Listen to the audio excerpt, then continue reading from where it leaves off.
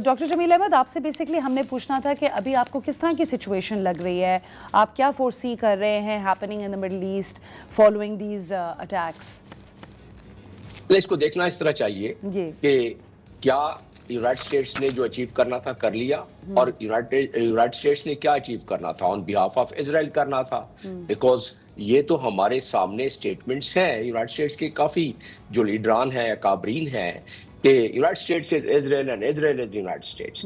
सो अगर ये किसी को कोई कभी तासुर हो कि नहीं वो इंडिपेंडेंट है, इजराइल के मामले में यूनाइटेड स्टेट्स हमेशा इजराइल के कंसल्टेशन से, या जो वहाँ लॉबी है जिसपे कि बड़ी तहकीक हो चुकी है अमेरिका में कि इजरायली लॉबी किस तरह काम करती है, कांग्रेस के को किस तरह उन्होंने इन्फ्लुएंस किया हुआ है, अमेरिकन सदर को किस तरह किया हुआ है, अमेरिकन इदारों को किस तरह किया हुआ है, तो उस चीज को अगर जहन में रखें तो चीज ज्यादा वाज़ेह हो जाती है। टारगेट अचीव, जैसे कि दुनिया के सबसे बड़े ताकतवर मुल्क के ताकतवर सदर कहते हैं कि हमने अपना मकसद अचीव कर लिया, अहदाफ अचीव कर लिए। वो जब मदर ऑफ ऑल बम्स, जब बंकर बस्टर बरसाए गए, पहली दफा दुनिया में 12 बंकर बस्टर बम इस्तेमाल हुए 3 मुख्तलिफ न्यूक्लियर साइट्स पर against all the international law. But anyways, who bothers about it, particularly in case of United states and Israel, they hardly have any respect for the international law. लेकिन having said so, कि वो उसमें additional protocol of Geneva convention की भी पासदारी नहीं की गई, और उसके अलावा जो यूनाइटेड नेशंस की चार्टर है उसके आर्टिकल 2 की भी पासदारी नहीं की गई।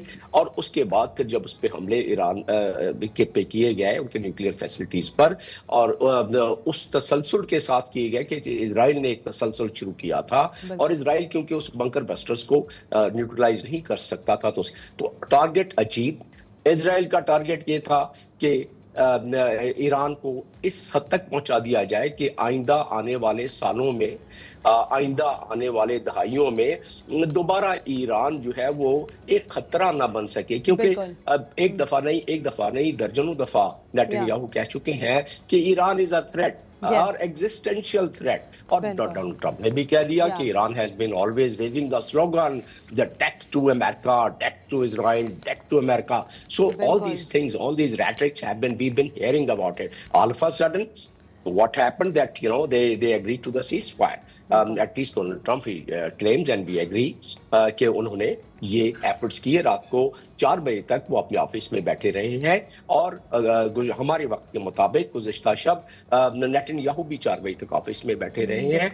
ये कंसल्टेशन चलती रही है। अब बात ये है कि इजराइल क्यों माना? अगर इजराइल नहीं मानता तो क्या अमेरिका मनवा लेता? मेरा अपना तजिया ये है, और मेरे पास इसके बहुत सारे दलाइल मौजूद हैं, बहुत सारे आर्गूमेंट मौजूद हैं कि बगैर इजराइल के, क्योंकि इजराइल के प्राइम मिनिस्टर या इजराइल का जो भी प्राइम मिनिस्टर होगा वो अमेरिका पे, जैसा मैंने बताया कि इन्फ्लुएंस उसका एक बहुत हैवी किस्म का इन्फ्लुएंस होता है। तो उस लिहाज से अगर देखा जाए तो इन कंसल्टेशन इसका मतलब इजराइल राजी हुआ। जो भी स्टेटमेंट बाद में आपने सुनी और मॉनिटर किया कि सीज़फायर के हवाले से कि 12 घंटे 24 घंटे में ये मुकम्मल तौर पर काबिल अमल हो जाएगा, तो फिर इसकी वजह क्या हुई? दरअसल मिसकैलकुलेशन हो गई। इजराइल से मिसकैलकुलेशन हो गई।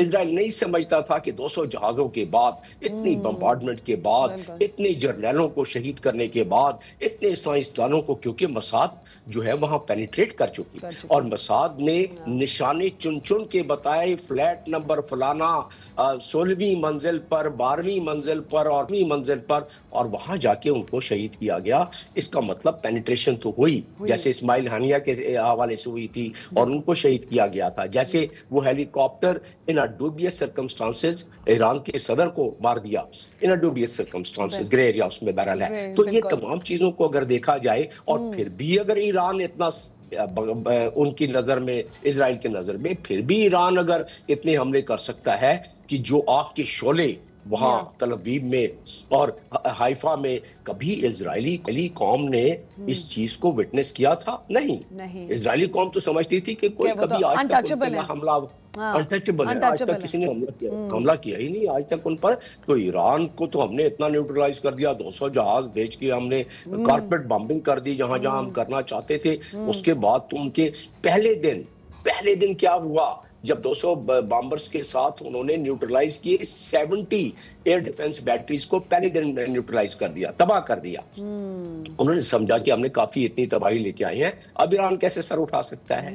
ایران، میں کئی چینلز پہ کہہ چکا ہوں کہ ایران نے اپنے اس حساب سے سٹرکچرنگ کی تھی مزاحمت کی کہ وہ 100 دن تک تو بڑے آرام سے چلا جاتا، کیونکہ جس حساب سے 20-30 میزائل، اور مزے کی بات کہ اسرائیل سمجھتا تھا کہ ان کا آئرن ڈوم، ان کا تھاڈ اور ان کے تمام ایئر ڈیفنس نظام وہ آنے نہیں دیں گے، یہی تو اسرائیلی قوم سمجھتی تھی۔ جب اسرائیلی قوم نے دیکھا کہ پچھلے 12 دن سے بنکروں میں پھنسے ہوئے ہیں، ایئرپورٹ پر جونک در جونک لوگ جا رہے ہیں، سمندروں سے جا رہے ہیں، روڈ رستوں سے جا رہے ہیں، اور لوگ نکل رہے ہیں، تو 2 لاکھ کے قریب، 2.5 لاکھ کے قریب اسرائیلی پچھلے 12 دن میں ملک چھوڑ کے چلے جائیں، تو اسرائیل کے لیے بھی تو مسئلہ ہے نا یہ۔ تو یہ محرکات میں نے چند بتائے ہیں، آگے چلیں گی تو میں آپ کو آگے اور محرکات بتا دوں گا کہ کیا محرکات تھے کہ اسرائیل راضی ہو گیا۔ اب اسرائیل راضی ہوا ہے، لیکن still I would say there is a slip